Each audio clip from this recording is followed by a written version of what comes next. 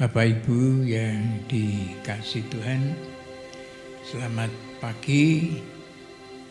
Dalam kasih Tuhan kita bertemu. Saya sampaikan salam shalom. Shalom, Tuhan berkati kita sekalian. Nah, Bapak Ibu saudara yang dikasihi Tuhan, Bapak Ibu, saudara dan saya sebagai warga negara kerajaan surga, tapi yang ditaruhkan Tuhan di negara ini, negara kesatuan RI, yang oleh pertolongan Tuhan sudah dibela sehingga bisa mencapai kemerdekaan 75 tahun yang lalu. Dan kemudian kami rindu mengisi kemerdekaan, sebab menurut salah satu pendiri negara kami, yaitu Bapak Proklamator negara kita, katakan bahwa kemerdekaan itu adalah jembatan emas untuk menuju ke kemajuan, menuju kesejahteraan. Nah, oleh karena itu kami tidak ingin jembatan emas yang menuju ke tempat yang begitu indah itu kemudian dihancurkan dan bahkan diganti dengan ideologi yang merusak segalanya. Ya, ideologi yang tidak seperti itu adalah merusak. Nah, oleh karena itu kita terus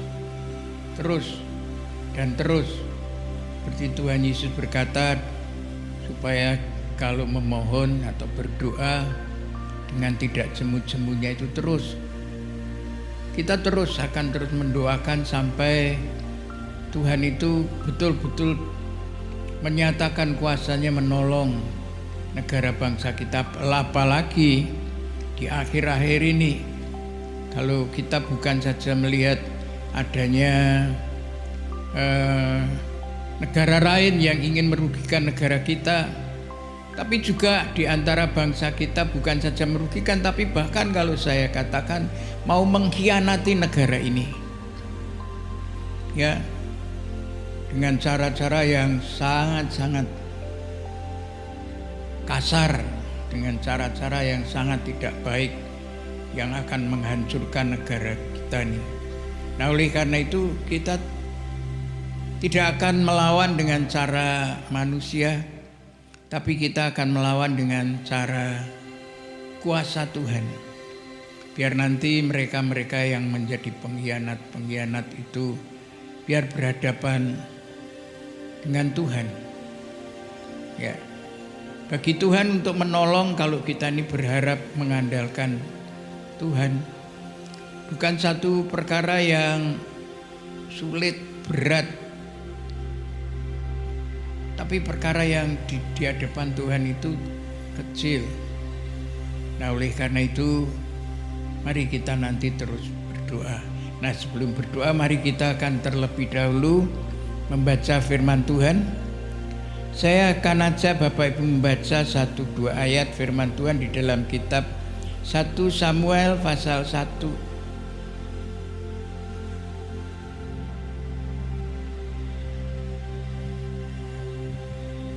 1 Samuel pasal 1 ayat 1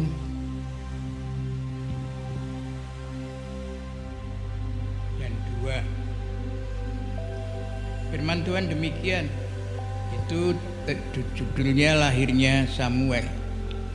Ada seorang laki-laki dari Ramataim Sofim, dari pegunungan Efraim, namanya Elkana bin Yeroham bin Elihu bin Tohu bin Suf, seorang Efraim. Orang ini mempunyai 2 istri, yang seorang bernama Hana dan yang lain bernama Penina.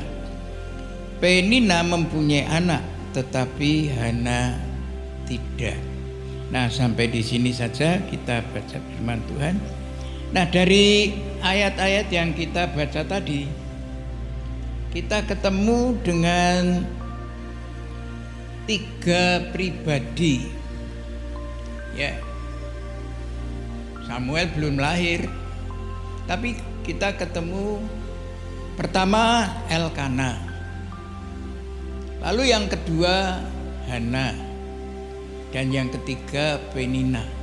Nah, dari ketiga pribadi ini saya ingin mengajak kita merenungkan pribadi ini mana yang perlu kita teladani supaya kita ini berkenan di hadapan Tuhan, menyenangkan hatinya Tuhan, sehingga kalau kita berdoa perkara yang mestinya tidak mungkin atau perkara yang boleh dikatakan sangat besar yang mestinya tidak bisa, tapi kalau hidup kita berkenan di hadapan Tuhan, menyenangkan Tuhan, itu nanti pasti Tuhan akan lakukan.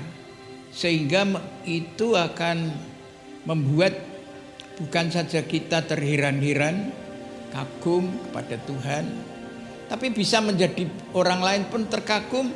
Bahkan kita bisa mendapat berkat, tapi orang lain juga akan diberkati. Nah, oleh karena itu saya ingin kalau bisa selesai, tapi paling tidak 2 ya. Yang pertama adalah nama Elkana. Saya melihat Elkana ini artinya milik Allah. God has possessed. Milik Allah. Jadi dia diberi nama oleh orang tuanya karena ini adalah orang keturunan Abraham. Abraham itu adalah bapak orang percaya. Bahkan di dalam salah satu ayat katakan Abraham itu sahabat Allah. Jadi orang yang hidupnya itu dekat dengan Allah. Ya, walaupun ya sebagai manusia pasti ada kekurangannya. Nah, Elkana ini, orang ini diberi nama Elkana berarti milik Allah, artinya dia itu sebetulnya adalah orang yang percaya. Dia adalah orang yang percaya kepada Allah. Bukan orang ateis, tapi orang yang percaya kepada Allah. Dan dia, kalau kita lihat dari ayat yang setelah itu, ya, kalau tadi kita cuma membaca sampai ayat 2, tapi kalau kita baca terus sampai ayat-ayat terakhir di perikop itu, kita melihat bahwa Elkana ini seorang yang sebetulnya itu setia beribadah. Dikatakan tiap tahun mereka itu pergi ke rumah Allah bersama dengan kedua istrinya, ya. Lalu dia mempersembahkan, dan dia tiap tahun dengan setia pergi ke Bait Allah beribadah, ya, mempersembahkan. Loh, itu sebetulnya bagus, baik. Tapi apa yang terjadi? Ya, yang terjadi kalau kita melihat dari kehidupan yang ayat pertama tadi katakan mempunyai istri 2.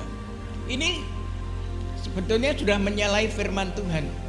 Tuhan Yesus pernah berkata bahwa sejak semula itu Allah itu mempertemukan satu pria, satu wanita. Ya, dari kitab Kejadian sudah jelas Adam Hawa. Ya, Tuhan tidak menciptakan Adam 1, Hawa 2, tidak. Atau Hawa 3, tidak. Tapi satu-satu. Nah, ini sebetulnya dia seorang percaya, tetapi hidupnya dari awal ini kita sudah melihat dia itu hidup yang tidak sesuai dengan firman Allah. Tapi saya sangat yakin walaupun di situ tidak dituliskan, pada awalnya pasti tidak langsung dia menikah dengan 2 wanita, pasti tidak, tentu satu dulu. Nah, dia menikah dengan awalnya pasti dengan Hana, bukan Penina. Ini Penina ini boleh dikatakan istri kedua, ya. Nah, dia menikah dengan Hana.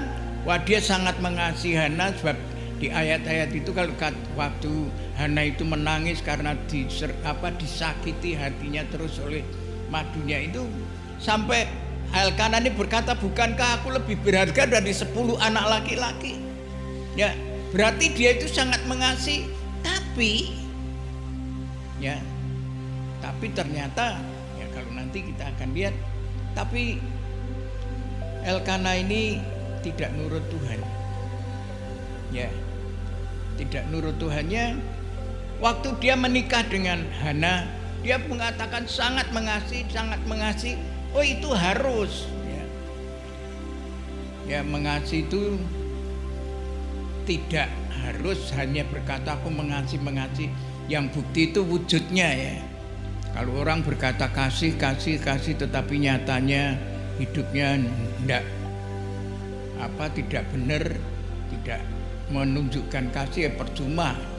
Kasih itu cuma kasih rayuan, istilahnya kalau orang dunia makan mengatakan rayuan gombal. Ya. Nah, Hana ini mengasihi, tetapi setelah mereka menikah beberapa waktu, ternyata Hana ini mungkin diperiksakan waktu itu, mungkin ada tabib atau waktu itu mungkin ada bidan ya. Ternyata dia itu mandul. Hana ini mandul, tidak akan punya anak. Ya. Nah, waktu Elkana ini tahu bahwa Hana ini mandul, tidak akan punya anak, berarti Elkana ini juga tahu bahwa dia selamanya tidak akan punya anak dan boleh dikatakan keturunannya putus. Karena yang meneruskan keturunan itu kan biasanya anak. Apalagi kalau orang timur kebanyakan anak laki. Nah, waktu Elkana ini tahu bahwa istrinya ini mandul, tidak punya anak, dia sebagai orang milik Allah, orang percaya, harusnya dia meneliti firman Allah atau mengingat-ingat firman Allah. Tapi ternyata dia tidak. Kalau dia mengingat firman Allah, dia pasti ingat, atau dia mempelajari firman Allah, membaca firman Allah, dulu sudah ada Taurat itu. Dia ingat pasti Sarah mandul, tapi akhirnya punya anak. Ribka tidak punya anak, dikatakan mandul, tapi akhirnya punya anak. Rachel yang mestinya tidak punya anak, tapi akhirnya punya anak. Sarah kenapa yang mestinya tidak punya anak tapi akhirnya punya anak? Karena imannya Abraham percaya bahwa Tuhan akan memberi. Walaupun Abraham pernah boleh dikatakan dibujuk oleh Sarah, akhirnya mengambil Hagar. Itu satu jalan yang salah, akhirnya nantinya Hagar diusir, artinya dosa itu harus dibuang. Nah, tapi akhirnya Sarah punya anak karena imannya Abraham. Ya, walaupun Sarah sendiri tadinya kurang percaya, sampai waktu malaikat memberitahu kepada Abraham, kan dia tertawa. Waktu dia ditanya, kenapa kamu tertawa? Enggak, ya itulah manusia. Nah, harusnya dia ingat juga tentang Ribka. Ribka ini juga tidak punya anak, tapi Ishak berdoa, dan saya percaya doanya pasti doa dengan iman dan dengan sungguh-sungguh, dan akhirnya Ribka punya anak. Bahkan anaknya apa?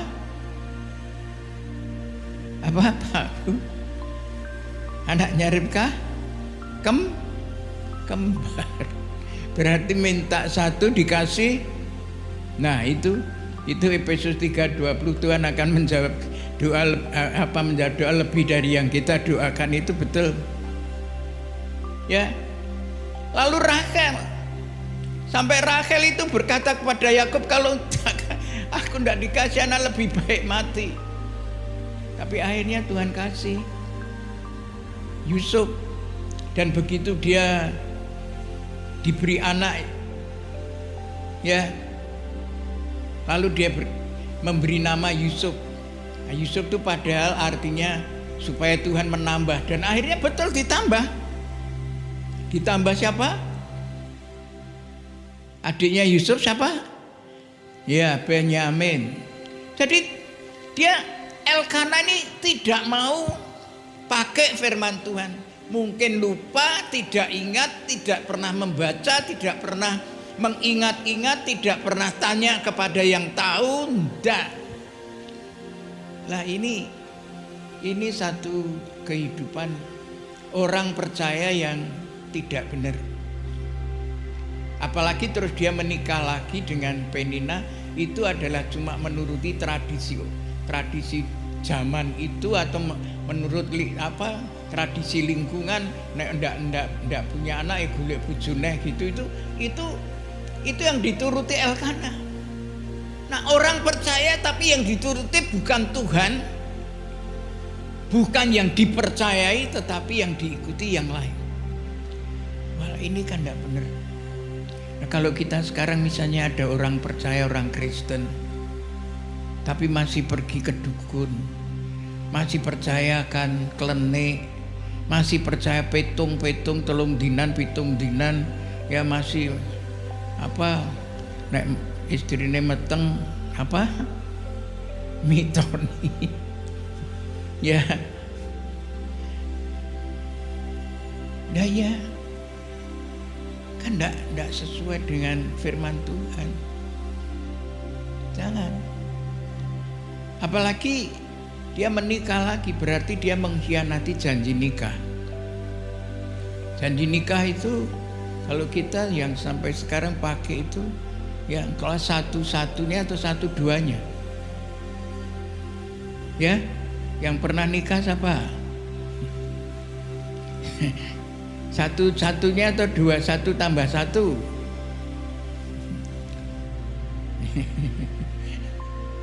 Kan satu-satunya, dan katakan setia sampai akhir. Hanya siapa yang memisahkan? Bukan karena tidak punya anak, tapi hanya karena maut yang memisahkan, betul? Walaupun tentu di dalam pernikahan itu tidak selalu mulus, betul? Apa bulan madu terus? Ya enggak. Ya. Tapi ini Elkana.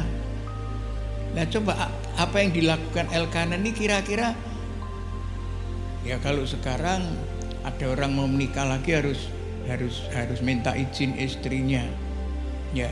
Nah, walaupun mungkin istrinya mengizinkan, tapi saya kira terpaksa. Ya. Wong seorang suami atau seorang istri melihat pasangannya dijawil orang saja, atau mau ngomong ngelenik sama orang lain saja wis curiga kok, apalagi sampai menikah lagi. Wah, itu sangat menyakitkan. Orang percaya tapi hidupnya tidak jadi berkat, tapi jadi laknat, menyakitkan orang lain. Ini Elkana. Ya. Ini Elkana. Lalu yang lain, Elkana melakukan itu, saya sangat yakin dia itu egonya besar. Ya, aku pengen kan gitu toh. Aku pengen dua anak. Nah, ini adalah orang yang egonya besar sehingga tidak tahan mengendalikan diri, tidak tahan nafsunya. Ya, tidak tahan nafsu. Nah, bagaimana kita sebagai orang percaya? Jangan pakai hidup seperti Elkana. Biarlah kita sebagai orang percaya kalau mau melakukan atau berkata apapun, cari standar, yaitu firman Tuhan. Sesuai firman Tuhan atau tidak? Kalau tidak sesuai firman Tuhan, ya jangan melakukan. Kalau tidak, sangat merugikan. Sangat merugikan, bukan orang lain saja, tapi dirinya sendiri.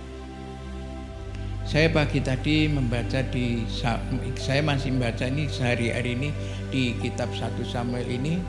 Ya, membaca di kitab 1 Samuel di mana Saul itu yang setelah diurapi Tuhan menghadapi orang Filistin, begitu orang Filistin itu maju akan menyerang kepada dia, dan kemudian orang Filistin dengan kekuatan yang luar biasa itu, ya. Tapi dia waktu mau menghadapi, dia menunggu Samuel belum datang-datang, dia mempersembahkan, mestinya bukan tugasnya dia melakukan. Di situ ada tertulis, semestinya Tuhan itu akan melanjutkan atau mengekalkan keturunanmu, tapi karena engkau tidak nurut, maka Tuhan akan menyingkirkan kau dan Tuhan akan mengganti, sudah memilih gantinya yang orang yang berkenan di hadapan Tuhan. Nah, merugikan diri sendiri. Merugikan diri sendiri. Nah, ini buat kita sebagai orang percaya di Elkanah ini, namanya aja milik Allah. Jangan seperti itu. Ya tentu kita tidak mampu dengan kemampuan kita sendiri. Kita minta tolong Roh Kudus. Roh Kudus itu roh penolong yang mau nganti kita. Nganti kemana? Masuk ke dalam seluruh kebenaran. Ya, saya hari-hari ini dapat boleh dikatakan WA tentang keadaan dari beberapa hamba Tuhan. Saya memberikan balasan, jangan takut. Roh Kudus nganti kita, nganti panjenengan, nganti Bapak Ibu Saudara untuk masuk ke dalam kebenaran, supaya Bapak Ibu Saudara akan ditolong oleh Tuhan. Kita akan pasti ditolong Tuhan kalau kita hidup di dalam kebenaran. Hidup dalam dosa merugikan.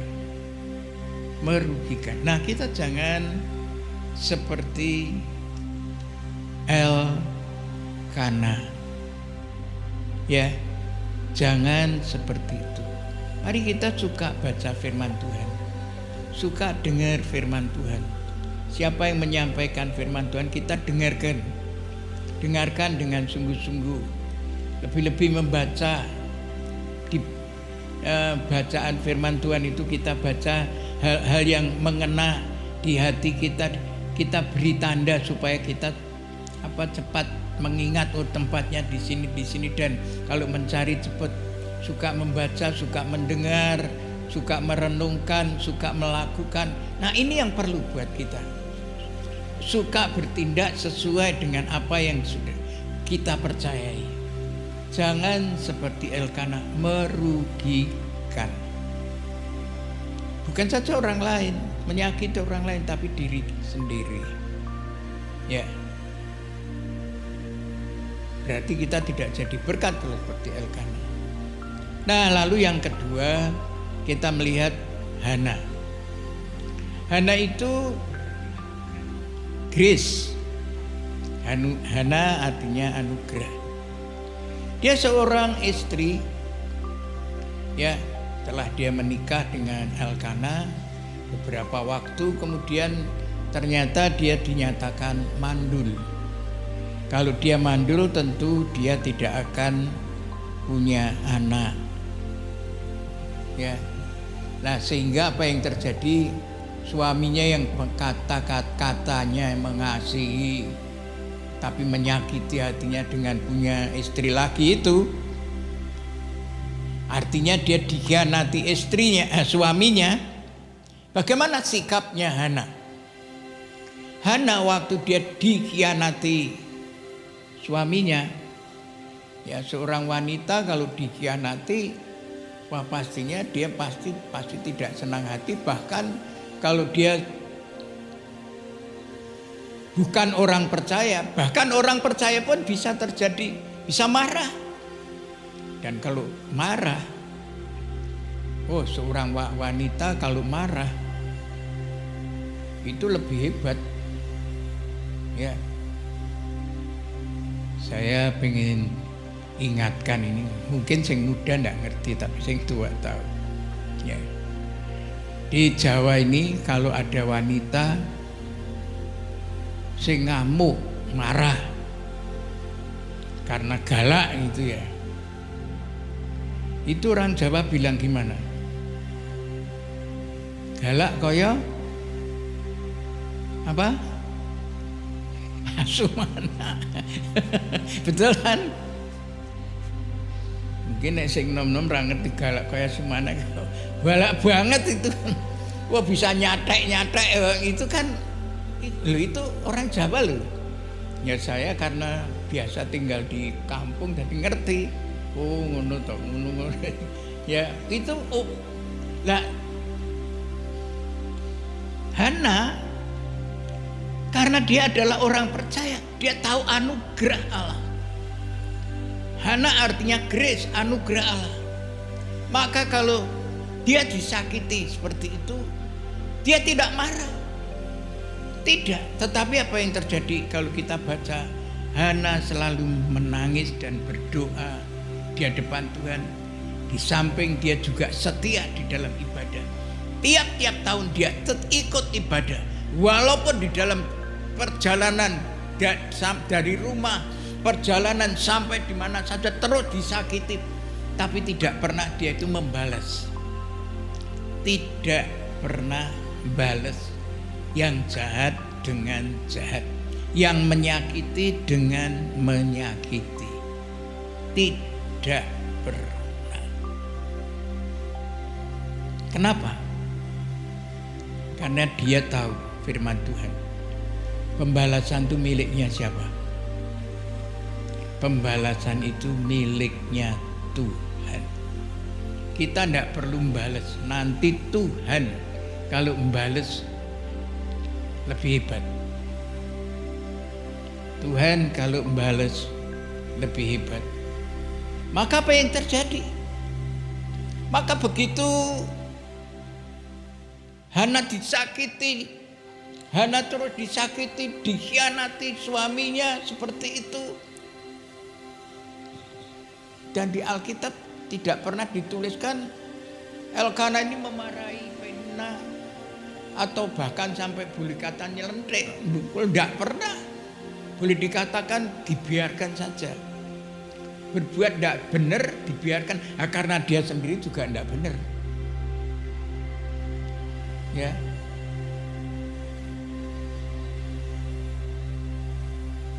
Nah, tapi yang menderita ini memang tidak dituliskan berapa tahun, tapi saya pikirkan melalui Penina ini punya beberapa anak, berarti ini bertahun-tahun.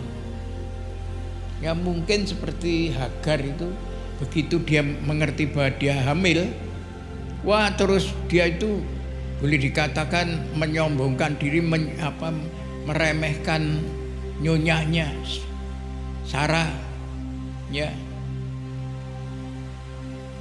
Itu begitu dia tahu hamil sudah meremehkan nyonyanya, ya. Apalagi nanti setelah punya anak, lebih menyakitkan lagi, ya. Lah ini Penina ini juga seperti itu. Tapi Hana, nah ini yang saya ingin renungkan tuh Hana dibegitukan. Nek cara manusia biasa kudune bales. Tapi Hana karena dia tahu adalah anak Tuhan. Karena dia orang percaya. Dia punya Tuhan. Maka dia memakai kuasa doa. Dia berdoa, menangis. Bahkan tentu sampai puasa sehingga tidak suka makan. Karena pergumulan yang begitu berat. Bukan 1-2 hari tapi bertahun-tahun. Ya, bertahun-tahun. Bukan satu hal yang ringan. Ya, bukan satu hal yang ringan. Tapi Hana terus. Bahkan pada waktu di Silo di rumah Allah, dia boleh dikatakan misah dengan suaminya bukan untuk cari hiburan tapi untuk berdoa. Sendiri di rumah Allah ketemu Imam Eli. Ya. Dia tidak minta dukungan doa suaminya, doa. Saya percaya suaminya diminta dukungan doa, tak kira malah ya wis mandul ya mandul loh, ya, mungkin. Ya. tapi dia bergumul sendiri. Ya, tapi saya percaya, saya sangat yakin waktu Hana bergumul seperti itu, saya sangat yakin Roh Kudus memimpin, menuntun dia. Ya, walaupun tidak dituliskan, tapi saya yakin Roh Kudus memimpin, menuntun dia. Pergumulan. Nah, Bapak Ibu Saudara, kita kalau punya pergumulan, jangan hanya menantikan orang lain. Bila perlu, usahakan pergumulan sendiri. Usahakan pergumulan sendiri. Kita harus berani bayar harga. Ya, harus berani bayar harga. Ya, ini harus. Jangan cuma ngandalkan orang lain, dukungan orang lain, tapi kita harus berani bergumul sendiri. Ya, berani bayar harganya. Saya dulu sebelum di gereja ini ada rekan-rekan pelayan. Kalau saya punya pergumulan, saya seringkali pergi sendiri. Kemana? Dulu seringkali ke Ungaran, Getsemani. Tapi juga pernah ke Pacet. Di Malang, di sana ada rumah retret, rumah doa, ya punyanya, kalau nggak salah punyanya GPPS atau itu juga saya pernah ke sana beberapa hari sendiri. Untuk apa? Untuk menggumuli, ya, supaya apa yang saya rindukan atau apa yang Tuhan mau untuk saya lakukan itu mampu. Ya, puji Tuhan. Dan Tuhan itu sangat amat baik, luar biasa. Nah, ini Hana. Ya. Hana juga begitu. Dia suaminya sudah boleh dikatakan tidak bisa diharapkan. Karena suaminya sudah punya istri laki. Apalagi istrinya terus nyakiti hatinya terus, waduh. Ya, saya di dalam doa pagi kemarin Senin, saya katakan orang nek disakiti hati itu katakan lebih sakit daripada disakiti badan. Ya, saya katakan bahwa hati ini diris-ris kayak sembilu. Ya, sembilu itu lading, pisau, tapi yang dibuat bukan dari logam tapi dibuat dari bambu.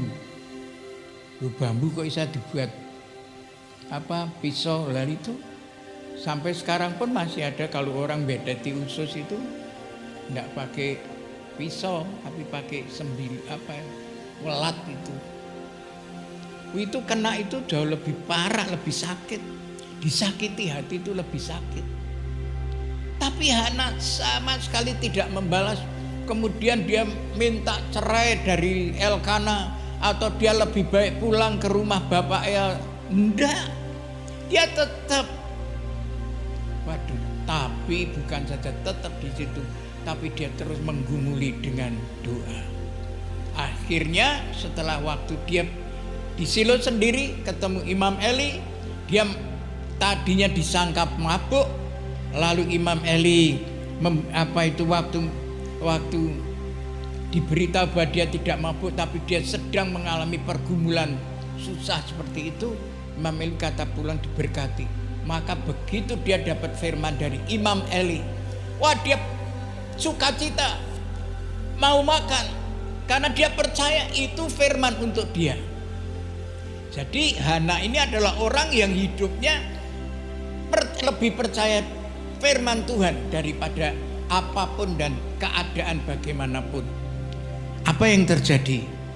Begitu dia pulang, suaminya minta dilayani sebagai suami, akhirnya mengandung. Maka anaknya diberi nama Samuel. God hears. Tuhan mendengar. Dan kalau Tuhan mendengar, pasti Tuhan dikabulkan. Puji Tuhan. Tapi kalau kita baca selanjutnya, minta 1 dikasih 6 ini. Betul? Hana punya anak berapa? Akhirnya 6. Itu loh. Orang kalau seperti, nah ini perlu kita contoh. Maka Rasul Paulus mengatakan kehidupan orang Israel itu adalah bisa menjadi contoh buat kita. Yang tidak benar kita buang, yang benar kita pakai. Pilih yang benar. Nah ini seperti Hana mengalami seperti itu. Wah, puji Tuhan. Nah, kita sebagai orang percaya, kita mengerti negara kita seperti ini. Mari kita seperti Hana, terus minta supaya Tuhan membela, sehingga yang benar akhirnya Tuhan nyatakan, yang tidak benar nanti biar berhadapan dengan Tuhan. Tuhan bisa pakai TNI, Polri, bisa pakai siapa saja, atau Tuhan bertindak sendiri juga bisa. Ini yang perlu kita teladani. Nah yang ketiga saya sampaikan dengan singkat saja, bab ini tidak baik ya. Penina itu artinya koral. Koral itu batu. Batu itu keras, batu padas. Koral, batu padas. Ya penina itu artinya batu padas. Ya.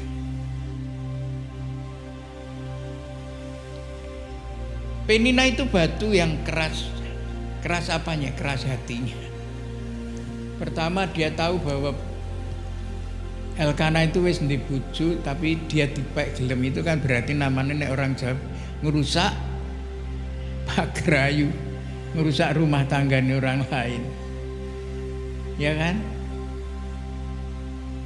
Orang Kristen jangan rusak rumah tangganya orang lain. Ini orang percaya. Penina ini juga tiap-tiap ibadah ke Silo ikut, tapi hidup yang merusak rumah tangganya orang lain. Jangan. Dan kedua, wis ngerusak nyakiti hatine madune sisan. Ora jadi berkat, malah kudune itu nyelondoh minta maaf atau bagaimana baiknya, enggak, tapi malah nyakiti. Waduh, ini jadi bukan saja jadi berkat, tapi jadi laknat, jadi kutuk. Wah wis, orang Kristen yang seperti ini wis enggak ada nilainya ini. Penina ini, ya. Walaupun dia ikut ibadah, tapi enggak ada artinya. Ya, maka dikatakan zaman akhir orang beribadah tapi tidak menghargai ibadahnya, itu tidak menghargai firman yang disampaikan. Boleh dikatakan dia cuma agamawi. Maka itu apa yang terjadi? Walaupun dia juga punya anak, tapi setelah itu Bapak Ibu bisa lihat di kitab Samuel, nama Penina hilang dari peredaran, enggak terkocapkan lagi. Nah orang yang hidup seperti itu merugikan akhirnya diri sendiri, menyakiti orang lain, merugikan orang lain, tapi akhirnya yang paling rugi adalah dirinya sendiri. Kalau boleh saya gambarkan seperti Yudas Iskariot, dapat 30 keping uang perak.